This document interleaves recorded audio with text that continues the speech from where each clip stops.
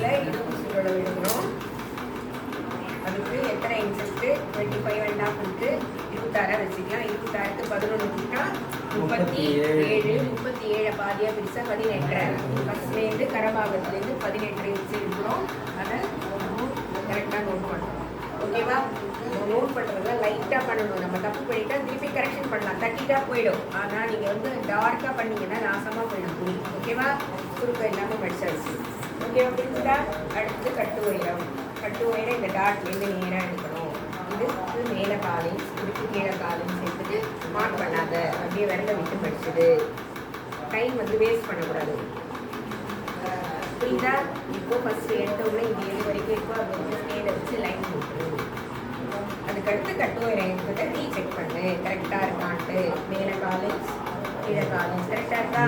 அதுக்கடுத்து அப்படி வந்து சின்னதாக இருந்தால் எக்ஸ்டெண்ட் பண்ணணும், பெருசாக இருந்தால் கம்மி பண்ணணும். அதுக்கப்புறமா பேக் ஹைட் எடு. பேக் ஹைட் இது டாட் கிட்டேருந்து எடுத்துக்கோங்க. மேலே காலேஜ், இதுக்கு கீழே 2 இன்ச்சு விட்டுட்டு இதை ஸ்கேலை வச்சு கரெக்டாக லைன் போட்டுருங்க.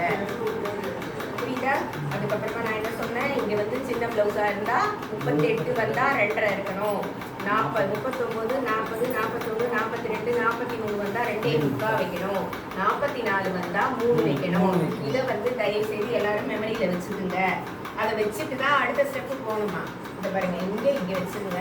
இப்போ இது 2.5 இன்ச் மார்க் பண்ணிட்டு இப்போ நீங்கள் வந்து அடையாள ப்ளவுஸில் வந்து ஷோல்டர் எவ்வளோ இருக்கோ இதை அப்படியே கையில் பிடிச்சிக்கலாம்.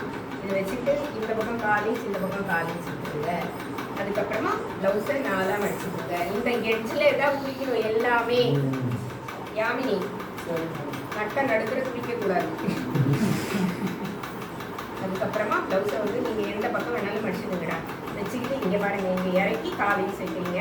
இந்த பேக் வந்து கரெக்டாக டச் பண்ணுற மாதிரி வச்சுக்கோங்க. பேக்கில் இதுக்கு மேலே 4 இன்ச்சு. அதுக்கப்புறம் கொக்கிக்கு மேலே எதுவுமே ஷேப் பண்ணக்கூடாது.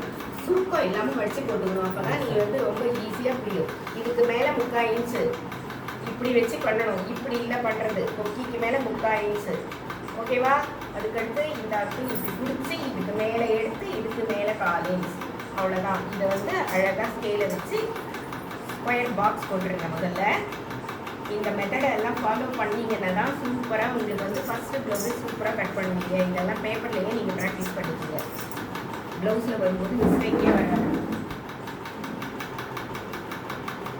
இந்த மாதிரி பாக்ஸ் போட்டுருங்க. இதில் கரெக்டாக சென்டர் பாயிண்ட் எடுங்க. 5.5 2.25. அதே மாதிரி இங்கேயும் பாதி. இங்கேருந்து இன்ச்சு டேப்பில் 1 இன்ச்சில் வைங்க.